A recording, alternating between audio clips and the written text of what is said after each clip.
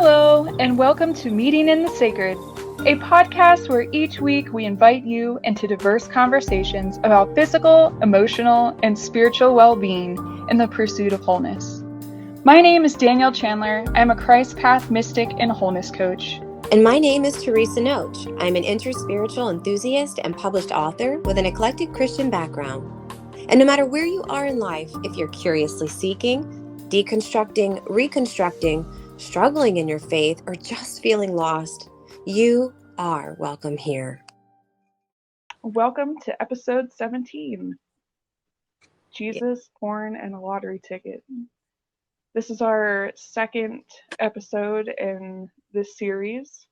Last episode, we started to introduce how to have healthy relationships and unpacked the title of the series.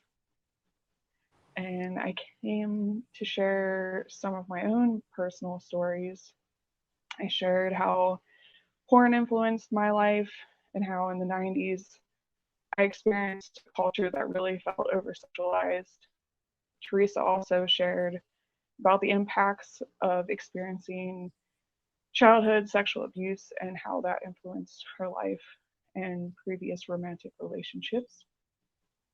And as we enter this episode, I want to say that everyone has experienced some kind of trauma in their life.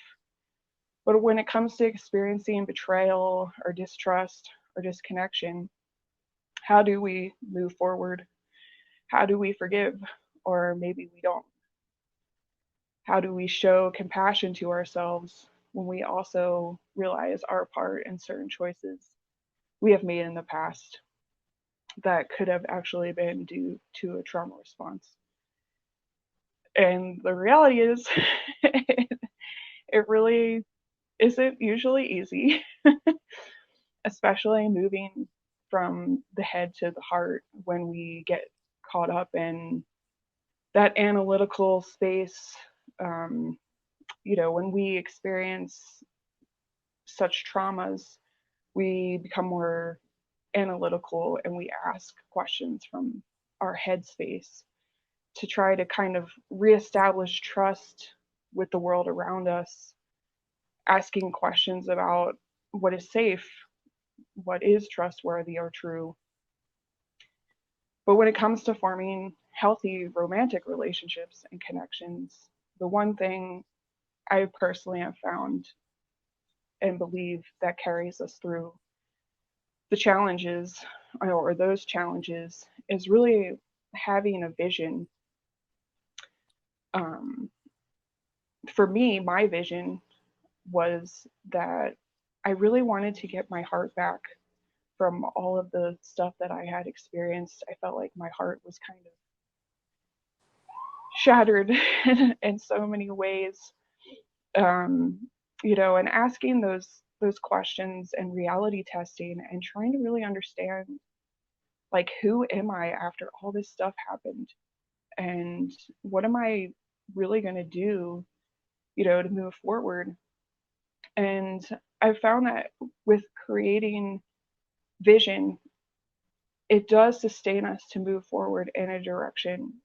But again, it is not always easy. And so I just want you to sit with that idea of what is your vision. If you really want to have a caring and loving relationship, what could your vision be?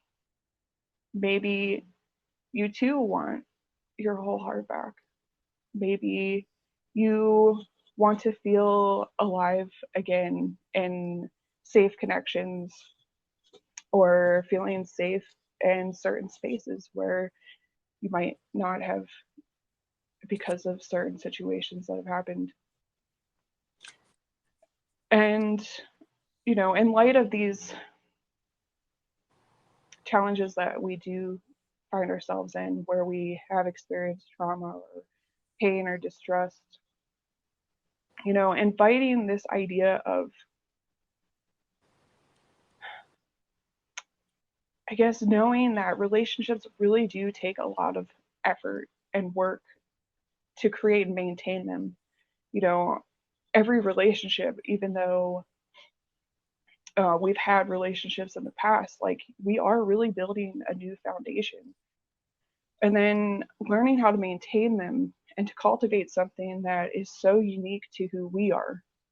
And obviously, we can bring in past situations with us or past experiences with us, thoughts, fears, or concerns with us.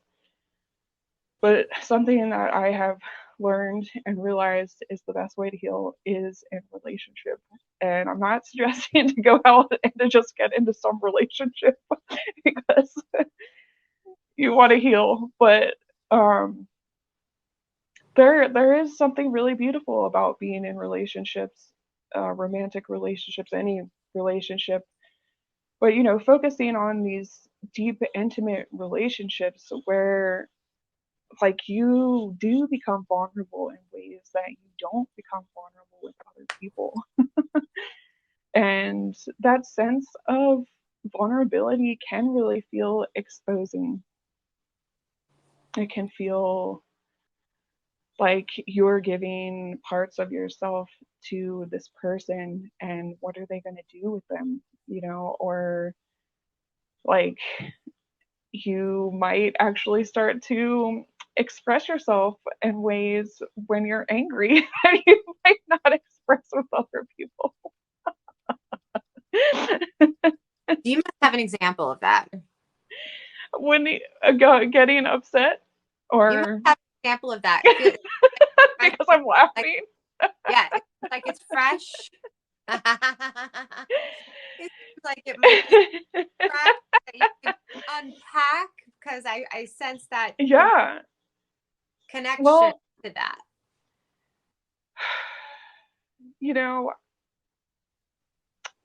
As I look at my marriage now and the things that I've carried over and the things that my husband has carried over from his previous marriage. So he was married for 12 years. I was married for 8. And he was in an abusive relationship and didn't know it. And so when we got together, we both had a lot of pain. And we both had a lot of this reality testing going on. Like, what is real? What is true? Is this person safe? And I mean, there would be things that I guess, out of an assumption, um, because maybe I felt safe and he didn't feel safe. I didn't think that like it would bother somebody. Like, I remember this one time we were like setting up our house, and I was like, hey, like I'd really like to go to bed. I'm really, really tired. Do you mind if we just do like the rest of this unpacking tomorrow? And he was like, no, I want this dish rack right here. And I was like, just dumbfounded, because I was like, why can't we problem solve about this tomorrow? When, like, we both are like not in a drained state of mind, and we can actually have a conversation. And he was like super triggered by the fact that I guess in his mind he felt that I wasn't being like open and responsive to him, because for him putting the dish rack out really, really, really mattered.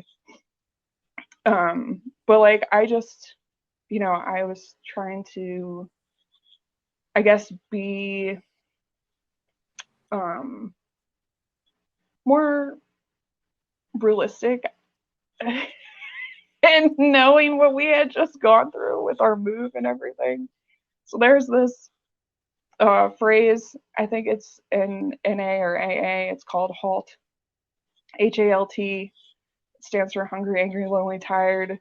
And you shouldn't be making decisions when you're in any of those spaces. So I was like, hey, I am tired. And I don't think that it's like appropriate to actually be making choices right now, even though it was like a dish dryer rack. But anyway, I'm sure you have some stories too. Well, I definitely can understand. It's so funny as you were talking about unpacking. Over the years, whenever we would go anywhere, Joe and I, that required suitcases, he would unpack the minute we got back. Wow. I mean, fully unpack everything. If we go to a resort, like a staycation with our family, and a lot of times we'll come back with a cooler because it's only like an hour and a half away. And so we'll have things in the refrigerator there that we want to bring back. So of course he'll come in, he'll unpack the cooler right away. I mean, I really appreciate it, you know.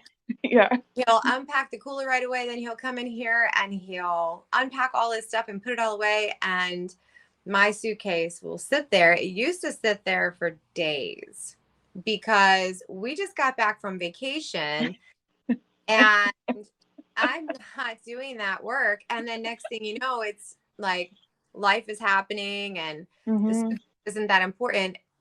Possibly even in a worst case scenario, long time ago, I probably would have even continued to live out of it for the week because Yeah. coming back most of the time we Sounds have familiar. coming back most of the time we'd have all our stuff washed, and so it's clean folded clothes and I would end up living out of it. And it annoyed him. He didn't necessarily verbalize it, but I think it was definitely becoming a frustration point for him Yeah. over the years, until finally one day I think he vocalized it, and I just was like, I'm not doing that. Hmm. I would just say to him ahead of time, because I'd feel the pressure. I feel the pressure. Like now I know his thing. And I know that when we get home, he's going to rush around and unpack a suitcase, and I'm going to feel bad for not unpacking mine. So I'm just going to let him know right now, before we even get in the house, don't even look at me. I'm not unpacking mine. And then eventually I thought to myself, gosh, it's really not a bad thing. And it only takes him like 5 minutes. And I step over this thing Hmm. and it's in my way for 4 or 5 days, because I didn't put it away when I first came home. So I grew, I would say, and even metaphorically speaking, that situation helped me to see where I could adjust the way I do things and ultimately even create more harmony and flow for myself. So Hmm. I've gotten much better at unpacking much sooner when we get back from vacation. And I think it makes them a lot happier. So, needless to say, we've resolved one little issue, Yeah. but Well, somebody had to give. And I'm glad it but was me.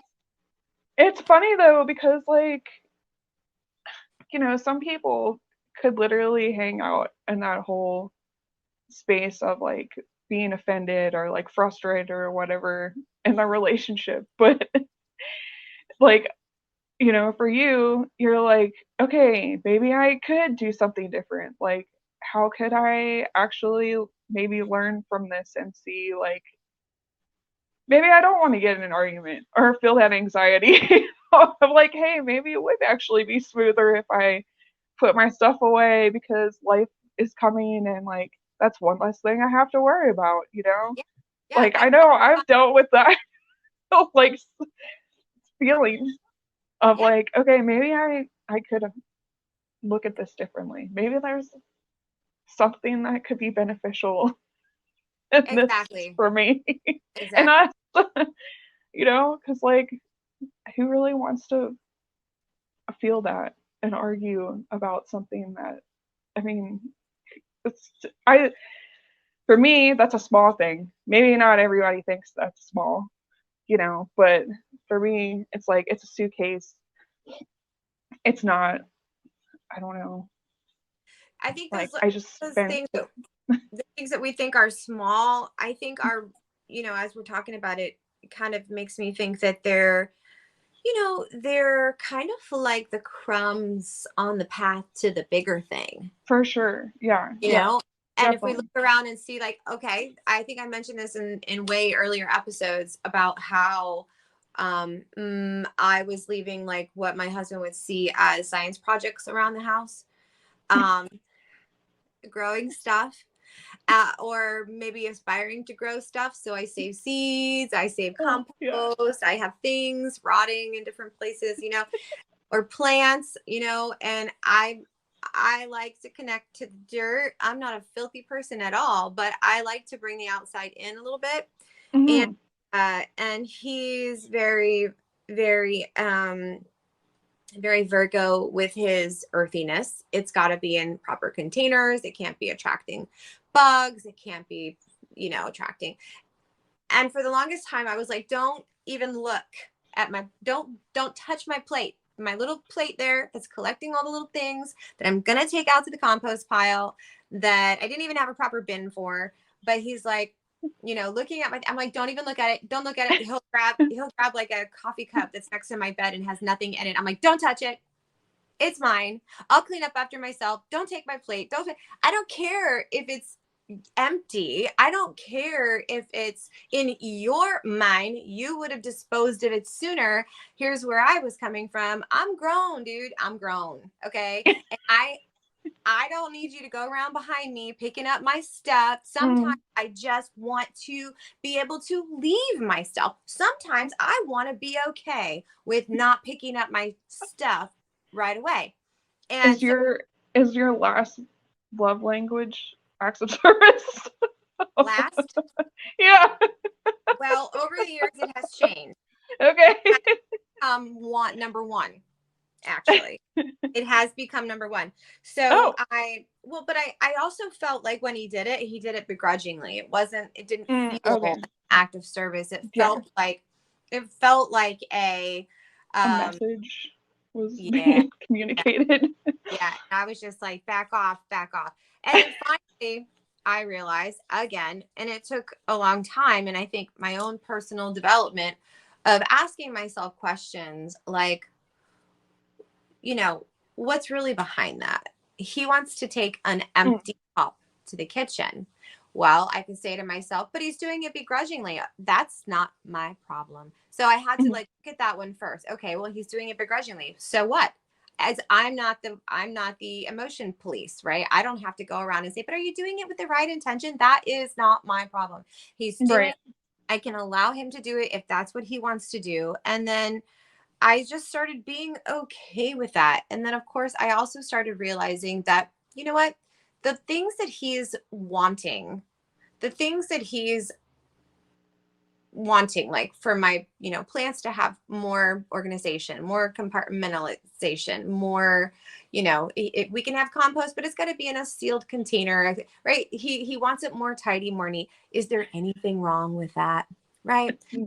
So for me to push against that is really Yeah. just being stubborn. And I realized it was the little girl inside of me that wanted to be able to decide for myself. I can do myself and I'll do what I want. And I wanted a sense of control. And with having, as we talked about in the last episode, the effects of, for me, sexual abuse, and we talked about the effects of porn.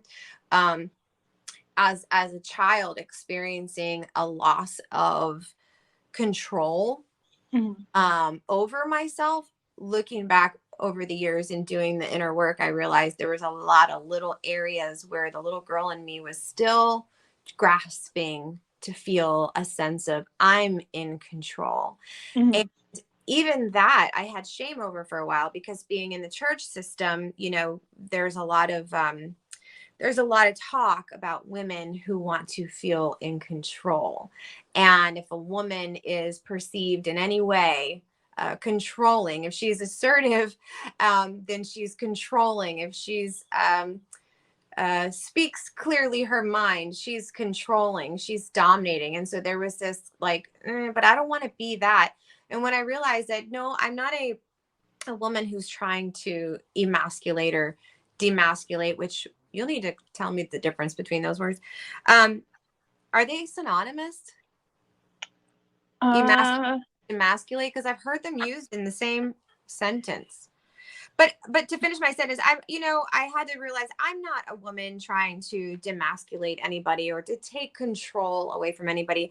I was really a little girl who had experienced a very unfortunate situation where I had felt completely powerless and stripped of all my ability to say yes or no for myself. And so she would poke her head up every once in a while when it came to the empty mug or the plate of compost or whatever it was, and say, no, right now that's where I think it's safe here to have control over myself, right? Mhm. It's safe to say, no, no, that's for me. And also, even as an adult, learning to practice the word no. Anyhow, Mhm.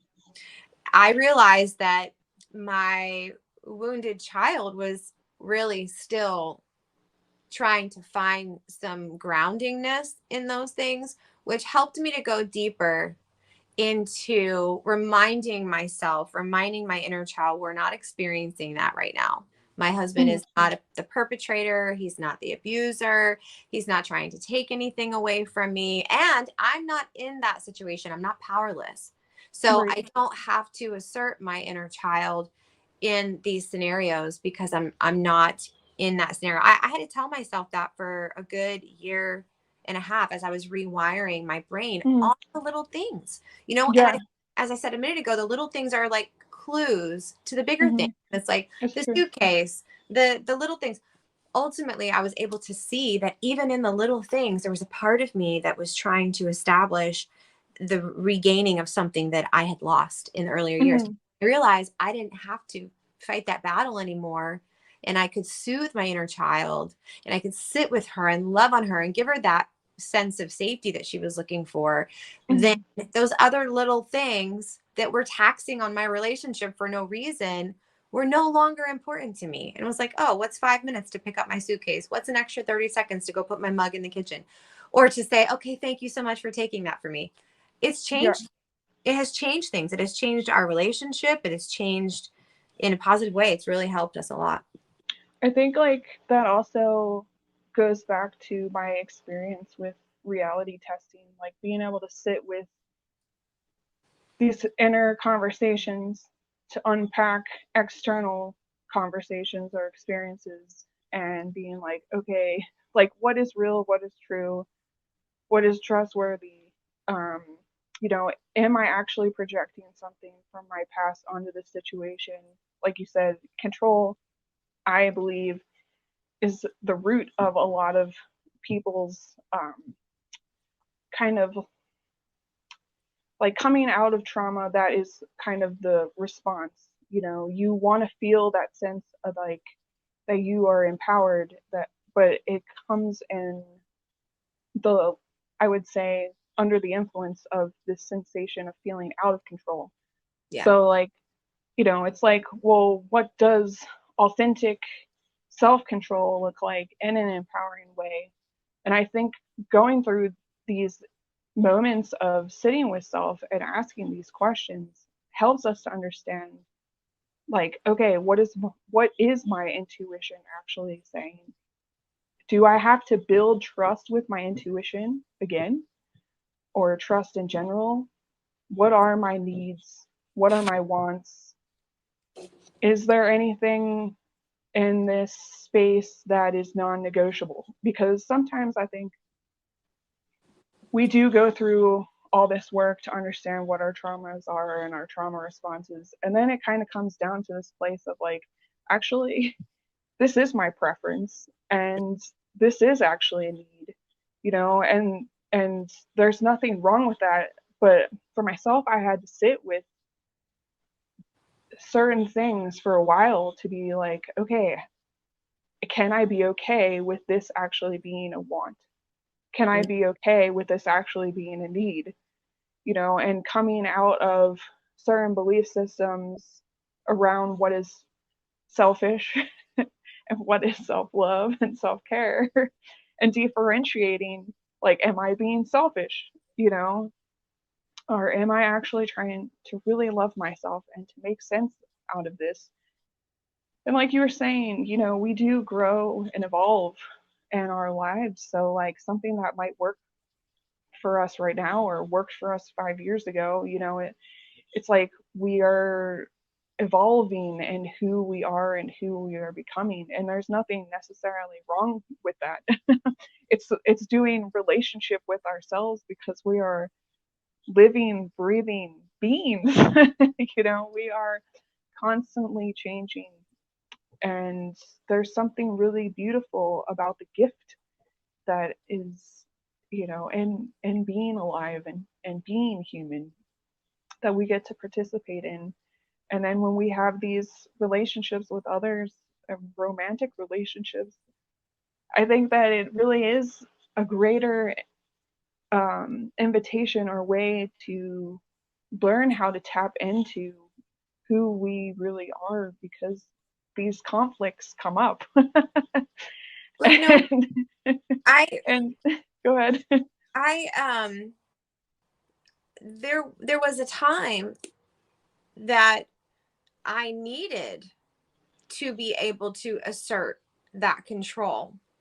And there was a Yeah. season that there was a part of me that was recovering that feeling of helplessness by, as an adult, I have my own home, I've got my own dishes, I got my own suitcase, and I can right now, my that child inside can express a sense of control in those ways, and it's not necessarily self-destructive. And so Mm-hmm. there was a time in a season when, regardless of where those desires were coming from to live in those ways, but in hindsight I realized that for a long time I didn't even have a home to call home, so I never knew what it was like to be able to have a sense of power and Mm-hmm. control over my environment.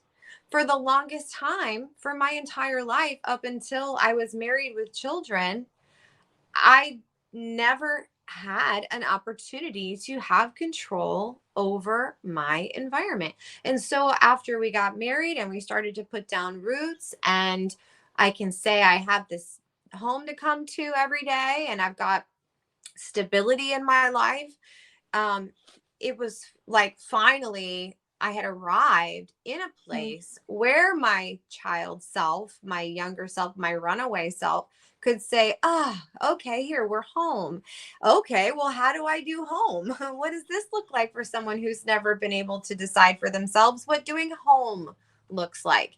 And Yeah. so there was that time, that season that I had to go there and be there.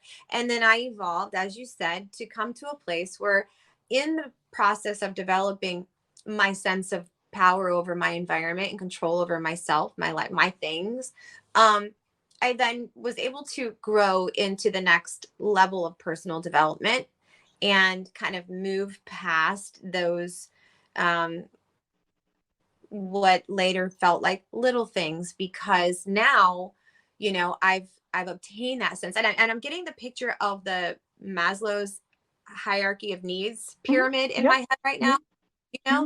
and it's like you can't go to the next level of personal development when Totally. those primary needs haven't been met. And Mm-hmm. so, beginning of my relationship, I was finally sensing security, right? That's like the platform for any personal development. So I hadn't done any of that other evolving until I was in a place where I felt safe in my life. And Mm-hmm. so physically safe, like I have a roof over my head now consistently. Okay. All right. Now I can start deciding what the other parts look like. And then, and you just continue to move Yeah. through the, if we let ourselves um, see that there's always room to grow. And I think sometimes the idea that there's always room to grow can become wearisome, as if like I'm never going to arrive. But I think if we change the perspective from bettering myself, because I don't need to better myself, I'm divine just the way I am right now. Mm-hmm. But I can allow myself to expand into my greatest capacity. And when I Mm-hmm. reframe that idea of growth into expanding my capacity for abundance, expanding my capacity for joy, expanding my capacity for pleasure and peace, expanding my capacity for liberty and liberation, then my brain is like turned on. I want to expand. I want more because I am a universal being and I'm a being of multiplication. Our cells are constantly multiplying. So it is within us to desire to expand. And when we allow ourselves to grow weary from the expansion process, I think it's because we've come to that experience telling ourselves that where we're at is not enough and we need to grow in order to get to a place of peace and joy and harmony and well-being, as opposed to realizing right now, you know, in where I have come to this moment so far is perfectly fine. And then sitting in that, finding the satisfaction in this moment today, what it is, and then saying, oh my gosh, there's more of this to have. There's more of this. And then when you realize that the growth process or the expansion process that asks us to start observing these friction points within our life that we're having in our relationships, like as you were saying earlier, the relationships help us grow. So we start to see the different friction points in our relationship, like the suitcase or the cup or hopefully the little things, because those little things can become big. But let's assume that they're little things and they're just kind of things right now, not the big in your face things. Let's just assume they're the little nagging things, right? We don't want to let those little nagging things go for too long because they are there as opportunities to show us where we still have room to expand. Because if there's any source of frustration in our lives, then those are the signals and the cues that we have room to expand. We have room to stretch our wineskin and get more of that joy, more of that peace, but we have to be willing to see it. And real quick, you were talking about hungry, angry, lonely, and tired. And my mind thought about what we were talking about with like porn addiction, or any craving for that matter, when we and I was connecting the dots with that feeling of wanting to be in control, that feeling of need to be in control. So porn or any secret addiction feeds that also feeling of powerlessness, that sense of control. Like no one can tell me not to do this. No one can tell me how to do this. No one can stop me from like what there is a sense of control in the moment when you're getting that dopamine fix, whatever it is. And if we stop and tell ourselves when we're in those friction points where we want to be in control and we're now going to take steps or actions or thoughts in the direction to obtain that sense of control, be it something that's not necessarily going to inflict harm on ourselves or something that is going to cause us to sit in some kind of suffering afterwards, regardless of what it is. If we can take that moment, that cue, which you were also talking about in the last episode, like knowing the cues, the trigger points, but if we can pick up on those cues, that feeling going on the inside of us, that, you know what, right now I'm feeling angry. Okay, what am I feeling angry about? Maybe we can't identify it right away, but we can pause, we can take a breath, and we can realize this is the moment, this is the crossroad where I usually do something that leads to some sort of action that I'm disappointed in later. And so this is where I'm going to pause and I'm going to lean into this and I'm going to ask myself, you know, what is it that this emotion is really signaling for me? And I think that a lot of us will find that we're feeling that trigger of being out of control or powerless over ourselves and the situation. And we can pause there and we can just say, okay, let me walk away. What can I do instead? What can I do instead right now? Because sometimes you do need to take an action to divert from the path of least resistance that your neural pathways are already on to try to take you into that place of relief that you're used to getting. So you have to kind of fill it with another action. You have to replace it with another action. And so what can I do right now? Okay, well, in this very moment, I can grab a cup of water. I'll take a sip of water. Maybe I can go for a walk. Maybe I can grab my journal. whatever it is. But it is in that friction point that we go with the brakes and we realize, okay, right now I am grasping for a sense of control. I know this has nothing to do with my current situation. I know that given the way I've responded to this in the past, I'm not going to be okay with the results of choosing to handle this the way I have before. So I've got to change the direction of this energy right now. I notice for myself if I'm going to eat, emotionally eating sometimes, if we're in the kitchen and we're, if we're in the kitchen, the central hub, and it's a stressful time of day, or I've had, a lot going on in the day, not necessarily bad, but it's just kind of like I've reached my peak of exertion. And what I really need to do is sit down and put my feet up and chill out. But I know that I can't because now I'm cooking dinner. At least I tell myself I can't. I'm learning that I can. But I tell myself I can't because I got to make dinner. I got to put my son in the bath. I've got to. And so I'm just going to start munching on this salty thing over here, or I'm going to munch on this sweet thing over here. And I'm fixing that. I'm getting that dopamine fix that's relieving my sense of feeling out of control. But what was the trigger? It was tired.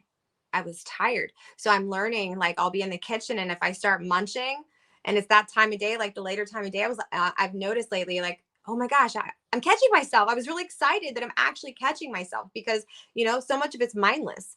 And when we can get to the point where we can actually catch ourselves. Sorry, Sam's freaking out. I'm sorry. Okay. So when we get to the point where we can actually catch ourselves, we've grown. We're actually seeing something that was in our blind spot before. So for me, I'm celebrating that.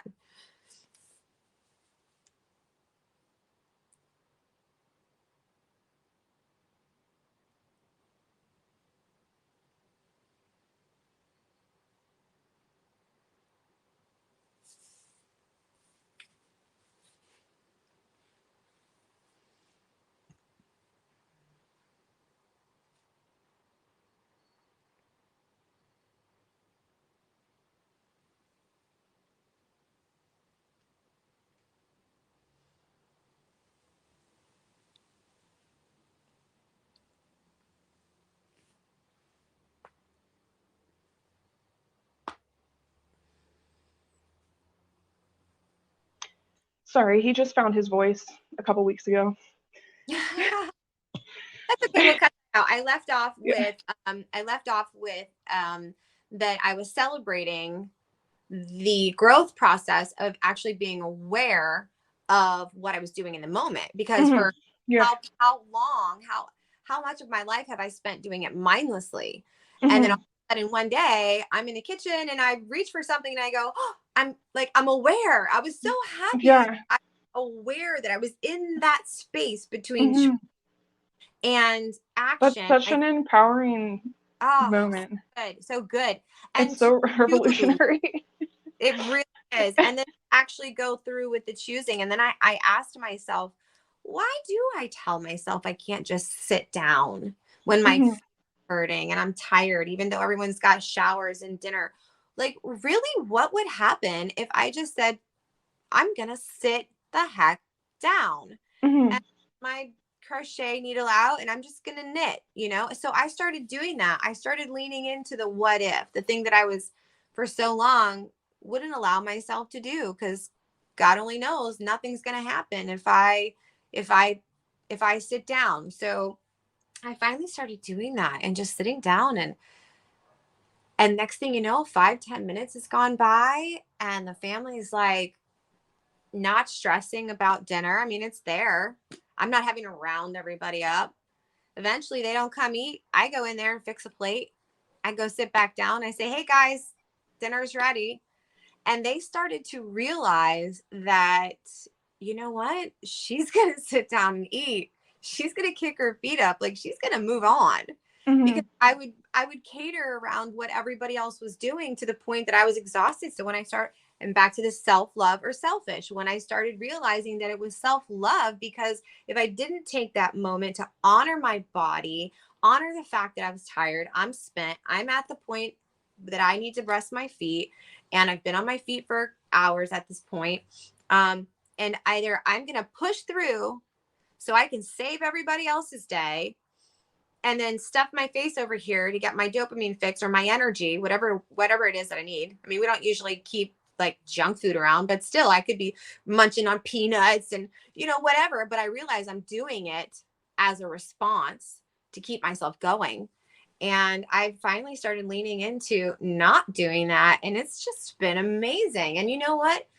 Everything doesn't fall apart around me.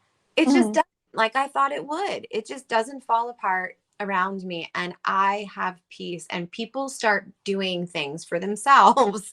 Mm-hmm. Yeah, no, it's interesting when we become so fixated on something that we actually lose sight of all the other possibilities, but when we get to know ourselves and become familiar with our thought patterns, and then, we look at our vision or our values and we're like, wow, like this isn't at all how I want to be living my life, and like the more that we identify that we get maybe caught up in those spaces or enter into those loops, I really, for myself, feel it is the spirit man that lives within us that rises up and steps in and is like, hey, hey, hey, hey, hey, like, and actually gets our attention.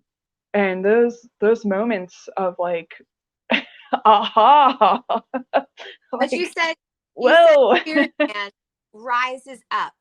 And I Mm, think you even said something in a recent episode or a conversation we had about, feeding what you feed thrives and what you starve dies. I don't think you said it that way, but I like that. What you yeah, feed thrives and what you it's starve true. dies. And Well, like, so go when ahead. your spirit has the power to rise up and actually assert itself in those moments, then again, that's something to celebrate, because it's a signal, it's evidence that you've been feeding the beneficial, Yeah, um, the beneficial assistant of your life, which is your inner man, your spirit. You've been feeding it and nourishing it until one day, all of a sudden, like you said, it rises up. It goes, like, put the brakes yeah. on. Woo!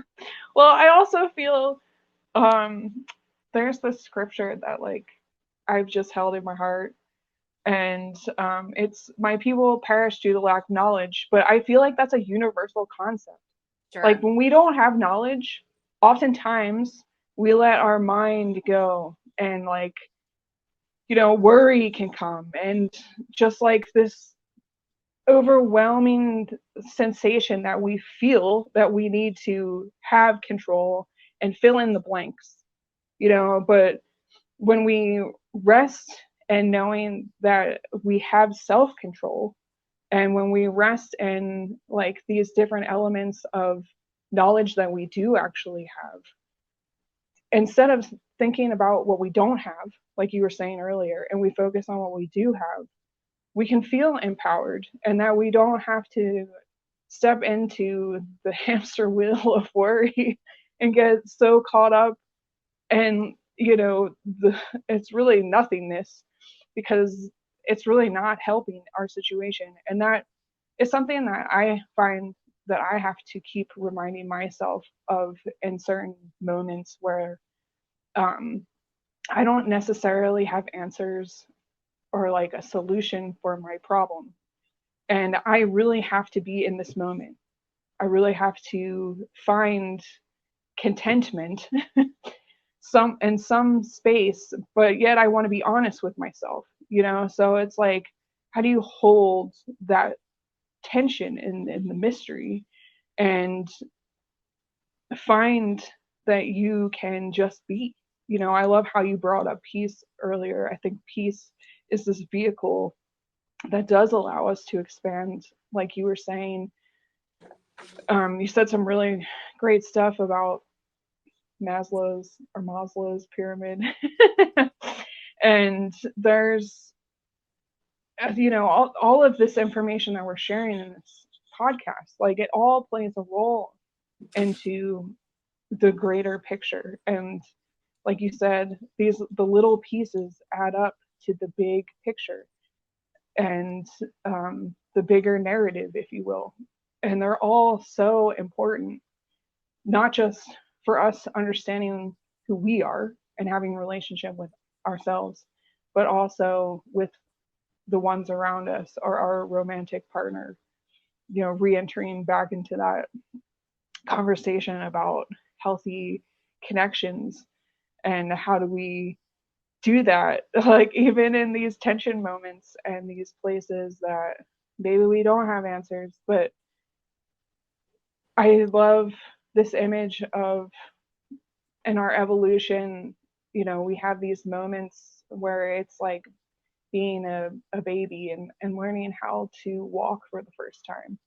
In our evolution, I feel like we experience those moments so much where, if you've ever seen a baby learning to walk for the first time, they kind of like are wiggly and wobbly and they fall down and everybody around them's like, oh, but like they're like, I got this, and they're like trying to literally step into themselves, step into this wiring that's been invested in them, and this instinctual sensation that like they just know they have to do this. And I feel like that continues on in our lives, throughout our emotional awareness and intelligence, how we do relationship with one another, how we show up in our jobs or community spaces and these things.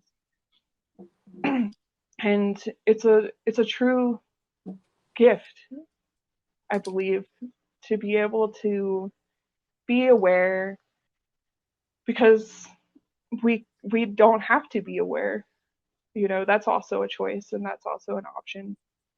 But I think that these awarenesses, they help to continue to, like, I guess, hold up our inner structure. Or I love this idea of like an inner landscape. How I love this picture of like, if you could poke your head into your spiritual belly, like what would that inner landscape look like?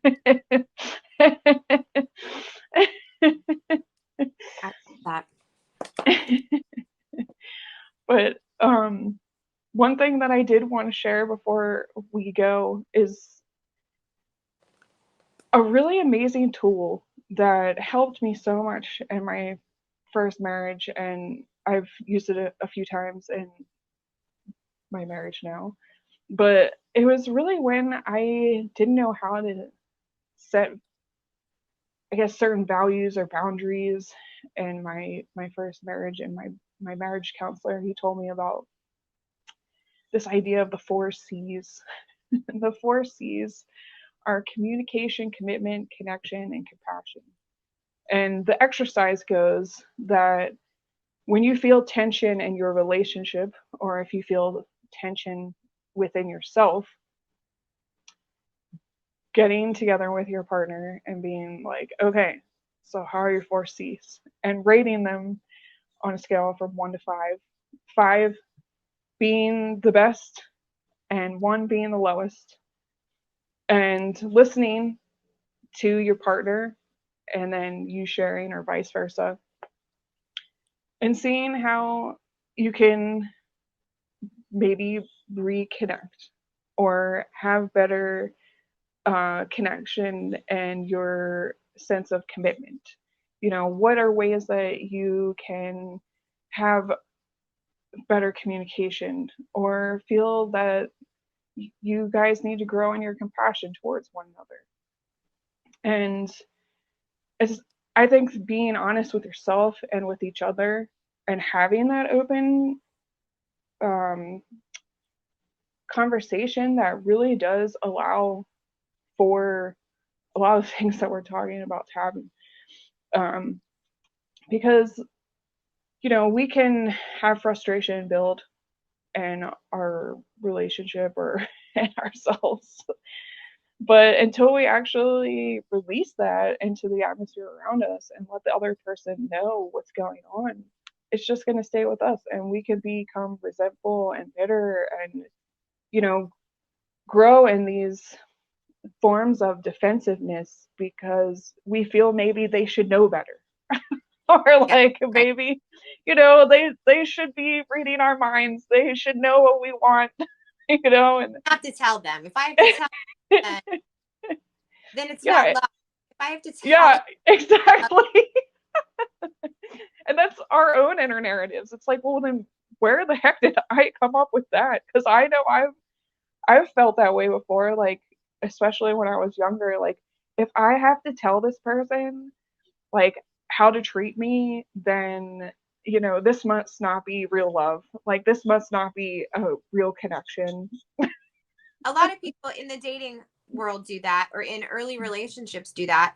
And Mm-hmm. I had a lot of friends that are early on in relationships, you know, and or in the dating scene. Mm-hmm. And after, you know, now being in a committed relationship and in our marriage for we've been married for 17 years, been together for over 20, and it's like that's one of the biggest things that I've learned in this relationship Mm-hmm. is that communication and not expecting them to know. I mean, early on, I think for me, I learned it early on because it is my second marriage, Right.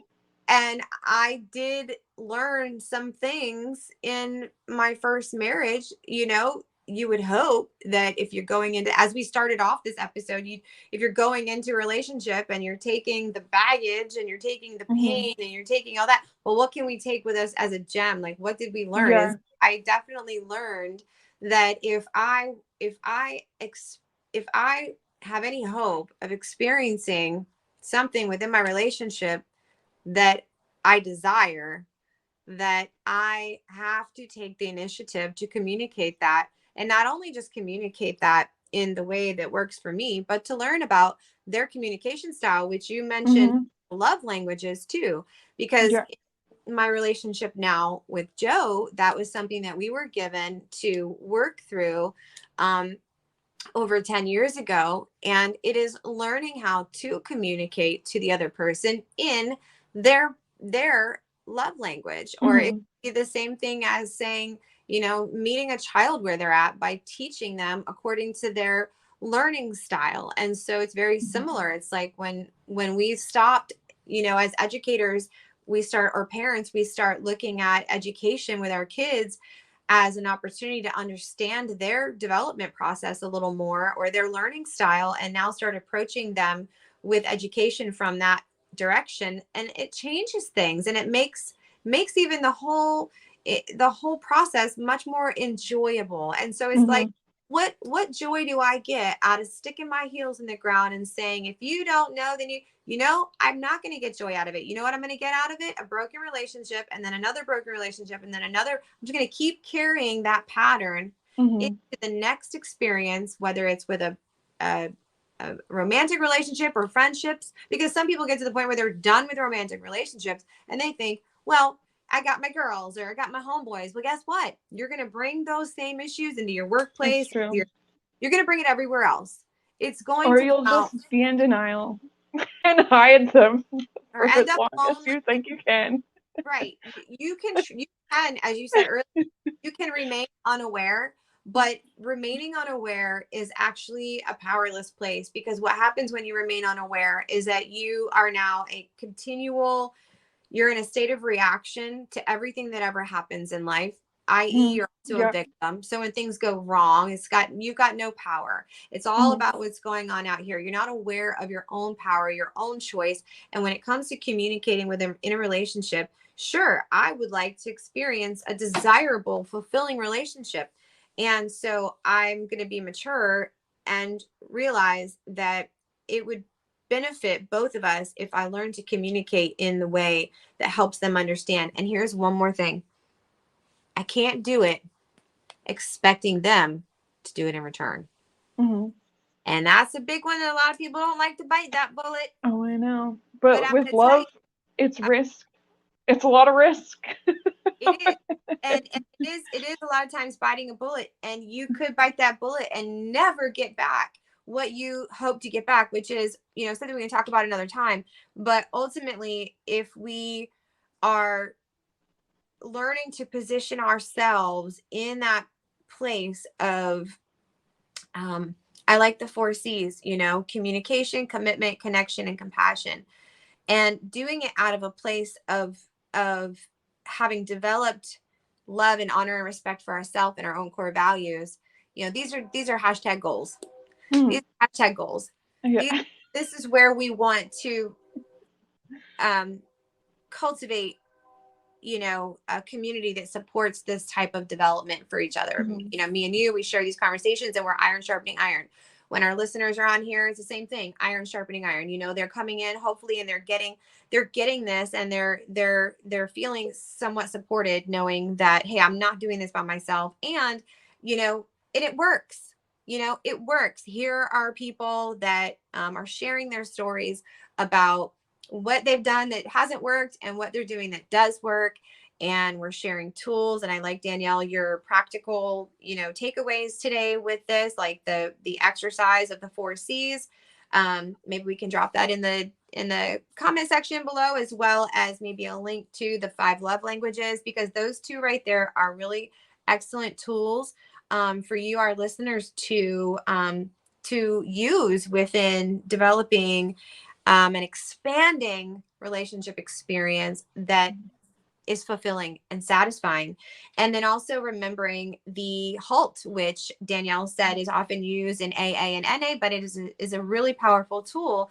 And we'll drop that also in the description box below, so that you have some really practical takeaways on how you can continue to develop your beautiful inner garden and enjoy this experience of being human. And it becomes contagious for people around you. And in your relationship, if the person that you're with truly can't stand you being joyful and peaceful and happy, well, they will fly out of their little butterfly self, or their moth or cricket. They'll hop right on out of your garden eventually. Or they'll decide, you know what, I kind of like this version of them. I enjoy this. And they'll want to grow and expand with you. And I've experienced that in my relationship. I'm thankful for that. My husband has decided he likes the garden, so he stayed.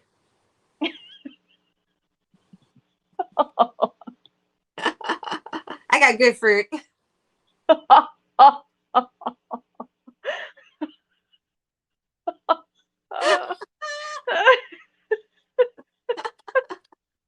about them apples?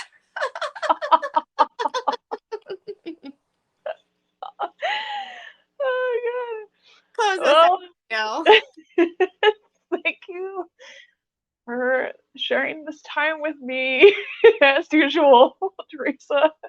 And thank you to our listeners who also have been sharing this time with us. Hopefully, you've had some revelations and good laughs. Well, if you would like, get my book. Don't forget to get my book, y'all. It is Unraveled: From Trauma to Transformation, available on Amazon. And in the back, I have a workbook, and I use this workbook to help you map out literally your emotional, spiritual, holistic garden. And that's how we actually go about creating an expansion process for you to follow step by step. So if you want that, go get my book and go check out Danielle's Instagram page at You Are Fully Alive, and check out Meeting in the Sacred on Instagram. And if you want to connect with us, go to meetinginthesacred.com. All right. I just figured I'd jump on in there since I was doing the whole book thing already. It's all good. No worries. Blessings to you all. Until next time, namaste. Namaste.